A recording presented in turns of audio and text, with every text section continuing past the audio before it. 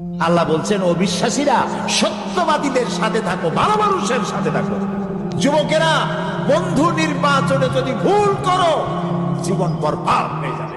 তোমার বন্ধু যদি হেরোইন খোর হয়, তোমারে তা খাওয়াবো। সে যদি সিনেমায় সবসময় যায়, তোমারও সিনেমায় নিয়ে যাবে। সে যদি ব্লু প্রিন্ট দেখে, তোমারও নিয়ে যাবে। আর তোমার বন্ধু যদি নামাজি হয়, সত্যবাদী হয়, একদিন না একদিন তোমাকে মসজিদে সে ঢুকাই ছাড়বে। এই জন্য ভালো মানুষের সাথে বন্ধুত্ব করো, পরীক্ষা করে নাও কে তোমার বন্ধু। আল মারউ মা মান আহাব্বা, রাসূলুল্লাহ বলেছেন, যার সাথে তোমার মহব্বত হবে তার সাথে তোমার হাসর হবে।